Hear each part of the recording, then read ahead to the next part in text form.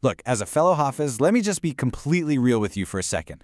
Trying to memorize the Quran while juggling the absolute chaos of daily life and responsibilities is an incredible, deeply rewarding struggle. But honestly, sometimes it's equal parts hilarious and tear-inducing. We have literally all been there. You start out with intentions touching the sky, you sit down with your mushaf, and then, just a few days later, you feel like your brain is a leaky sieve. But what if I told you the problem isn't your memory at all? It's actually the system you're using. In this explainer, we're going to dive into this amazing sweet spot where ancient ancestral wisdom meets modern 2025 neuroscience, and we're going to completely hack the way you memorize. Before we get into the science, though, let's talk about a shared trauma I'm pretty sure every single one of us has experienced. Picture the scene, right? You're standing in prayer, maybe you're even leading as the imam.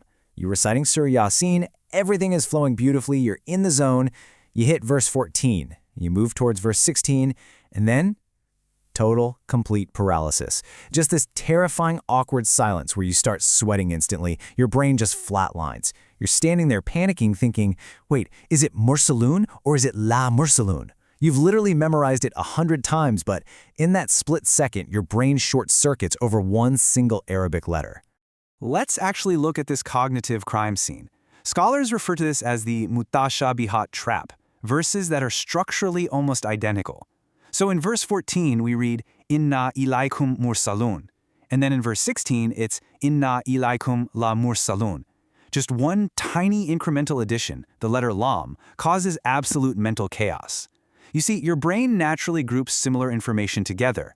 So when you rely on parrot-like repetition without deep processing, your brain stores these verses as identical audio files. And when you try to pull them up during prayer, your brain is literally just rolling the dice. All right, moving into Section 1, the trap of mutashabihat and ancestral hacks. So the really good news here is that this confusion is not a new problem. It's not because your memory is weak, and it's definitely not just because you're getting older. Our righteous predecessors faced these exact same cognitive hurdles in the desert centuries ago, and they came up with brilliant, systematic ways to beat them. They didn't just yell the verses louder to memorize them, they memorized smart. Take the incremental method, for example. They trained themselves to spot the extra words and link them to the rising tension in the Quranic story. Or take the grouping method. In Surah Yasin, scholars would group things like the 5 qalu or the 7 mubin. By creating these mental anchors, they weren't just memorizing blind sounds. They were building an organized mental map. It's kind of like putting your keys in a dedicated bowl by the front door instead of just tossing them into a dark room. Which brings us nicely to Section 2, the Lamb cognitive strategy. So what actually happens when we put these ancient mutashabihat hacks under the microscope of modern cognitive psychology?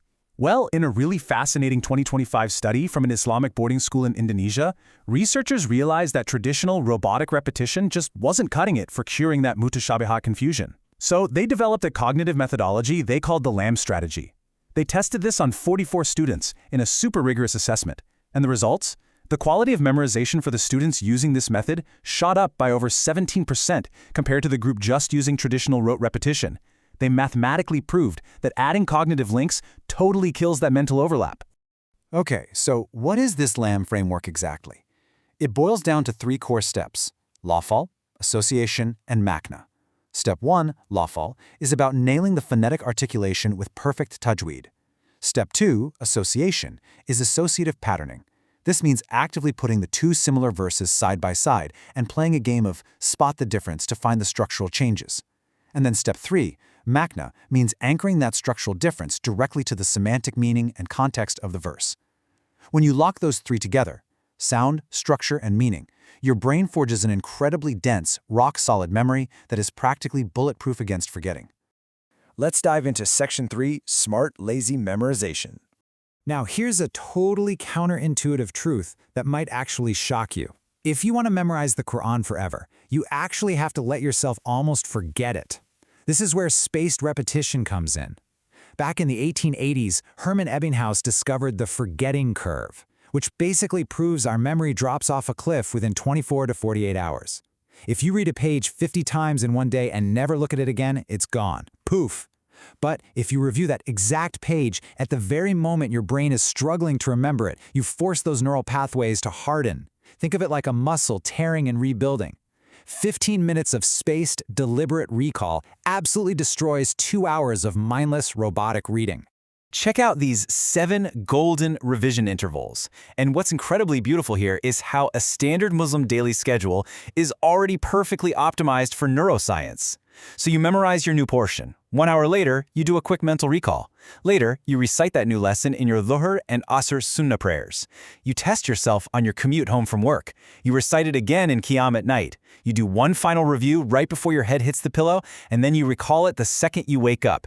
You are literally hacking the forgetting curve seamlessly throughout your day with zero extra effort. Which leads us to Section 4, Technology in the Service of the Quran. This brings us straight into the 21st century. While our ancestors had to manage these spaced repetition schedules entirely in their heads, we have tech they couldn't even dream of. Honestly, the tools available right now are mind-blowing. You've got the Tartil AI app, which literally listens to you recite and highlights your mistakes on the screen in real time. That completely eliminates the danger of memorizing something wrong without realizing it. Then there's Recite ID, which is literally Shazam for the Quran. If you hear recitation, the AI can identify the surah and verse and even pinpoint the specific reciter from over 250 voice prints in just 18 seconds. And it gets better. There are even custom hardware projects now, like Sahib al-Quran. This is a recent 2025 project that is just so cool. Researchers built a standalone offline device using a Raspberry Pi. It's got a microphone, an e-ink display, and an AI algorithm that schedules spaced repetition specifically for you. You recite to it, it grades you, and it figures out exactly when you need to review that specific verse again based on your performance. When they tested this on students memorizing Surah Al-Mulk, the tech-assisted group scored massively higher than the control groups. But hey, you don't even need dedicated hardware.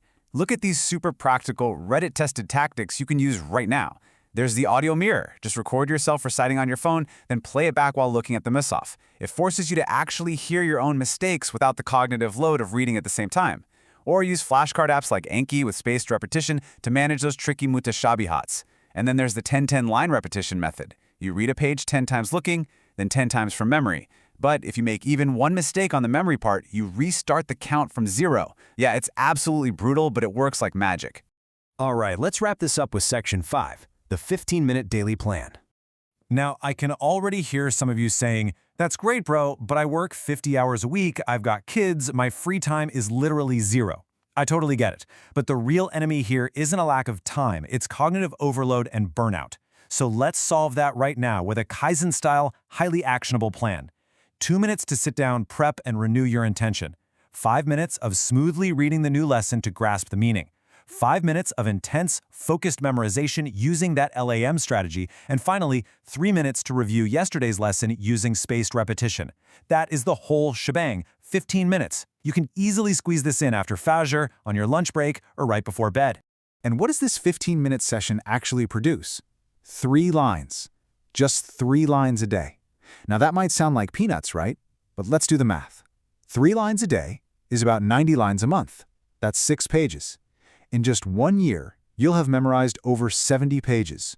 To put that into perspective, that is more than 3 entire juz of the Quran in a single year, just from spending 15 minutes a day while drinking your morning coffee. Consistency absolutely knocks out intensity every single time.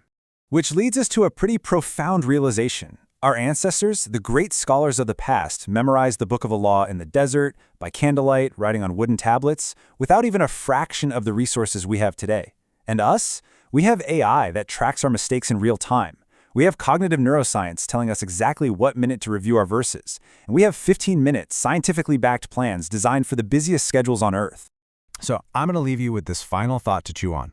With all this incredible technology, all this modern science, and the brilliant hacks of our ancestors served up to us on a silver platter, the tools are literally in your pocket and the path is perfectly mapped out. So what exactly is your excuse tomorrow morning?